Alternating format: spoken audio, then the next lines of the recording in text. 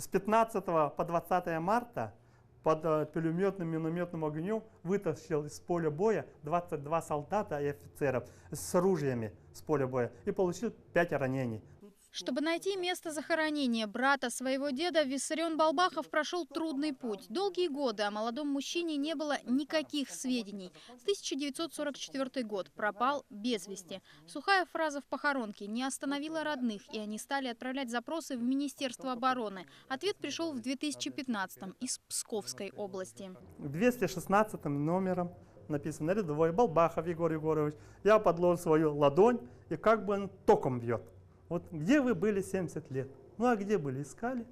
И таких белых пятен в истории Якутии с каждым годом становится все меньше. Более 62 тысяч солдат было призвано из республики в годы войны, но вернулось лишь около половины. И не зря говорят, что нет в России семьи такой, где не памятен свой герой.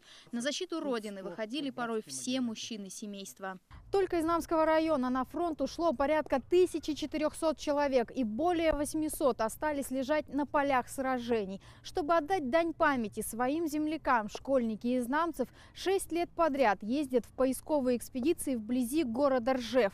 На сегодняшний день установлено порядка 80 имен. Вдохновленные подвигами солдат, намские школьники создали масштабный труд. Под руководством учителя географии Ирины Григорьевой они собрали полотно победы. 35 метров в длину, более 650 кусочков ткани. Уникальная работа была создана к юбилейному 2015-му.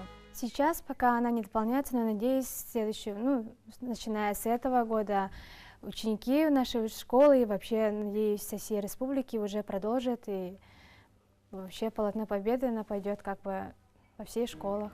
Воспоминания, пожелания, напутствия подрастающему поколению были собраны со всей Якутии. В день 70-летия Великой Победы намские выпускники торжественно пронесли огромную алую ленту памяти на параде в Якутске. На маленьких кусочках ткани, словно на страницах учебника, можно прочитать историю войны.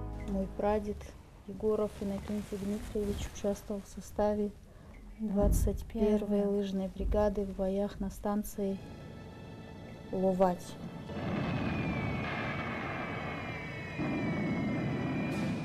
По-настоящему понять, через что пришлось пройти тем, кто воевал, можно лишь увидев глаза ветеранов. Мужество и сила, и вместе с тем глубокая скорбь по погибшим родным и товарищам. Каждый такой рассказ сегодня на вес золота. В семье первого летчика-истребителя из Якутии уникальные воспоминания теперь хранит Раиса Васильевна Федорова. Иван Афанасьевич уже к окончанию войны был легендой среди авиаторов. У него было 42 боевых вылета. Был инструктором, выпускал многих к полетам и сам несколько вылетов уже совершил в 1944 году.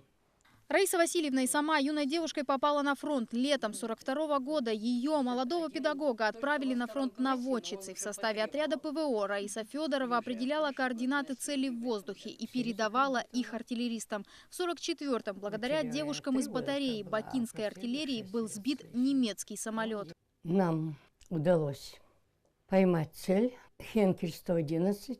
Позволила высота и дальность. Наши пушки, по нашим данным, сделали выстрелы, и на наших глазах самолет упал в Каспийское море. Для многих ветеранов воспоминания о трудных военных годах отзываются непримиримой болью в сердце. Возможно, поэтому они так редко делятся своей историей. Знаменитого актера русского театра Валентина Дмитриевича Антонова война застала в 17 лет. Победу он встретил в Праге, но был ранен и попал в госпиталь. Своими воспоминаниями он поделился с нашими коллегами в 2012-м. В 2014-м актера не стало. Во время боя стукнуло меня, и все. Ранение в живот, смертельное ранение. Ну, очевидно, организм, поскольку был молодой, выжил. Военные годы оставили серьезный отпечаток в жизни и в работе. Валентин Антонов был крайне требовательным как к себе, так и к окружающим. В этом году солдат Антонов встанет в строй благодаря своим ученикам. И в честь легендарного учителя будет назван переулок, по которому Валентин Дмитриевич каждый день шел на работу.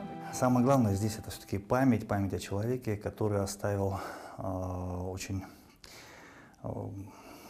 большой объем от того, что он мог дать, то, что он дал. Если вспоминаешь Валентина Дмитриевича, то это целая эпоха, на самом деле, нашего театра. Именно благодаря нашей памяти герои той страшной войны продолжают жить. И вся страна в едином порыве доказывает это уже более 5 лет. Когда незримое небесное воинство собирается на парад Победы, даже в маленьких городах масштабы поражают.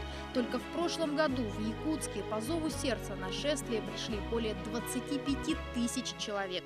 Огромная, просто огромная живая людская река. Она шла бесконечно. Портреты колышутся, люди идут. Это было настолько захватывающее, настолько сильное эмоциональное зрелище. В этом году бессмертный полк вновь соберется 9 мая, чтобы пройти парадным строем по улицам Якутска. Шествие начнется с площади Ленина, чтобы все желающие вновь смогли увидеть тех, кто защищал родную республику. С каждым годом ряды бессмертного полка пополняются все новыми именами. Уходят свидетели тех страшных, но таких важных для всей страны событий. И чем сильнее будет гореть в сердцах людей пламя памяти, тем дольше будут помнить бессмертный подвиг народа, который отдал жизнь за сегодняшнее мирное небо. Анна Лебединская, Роберт Набиев, Максим Бурцев. Вести.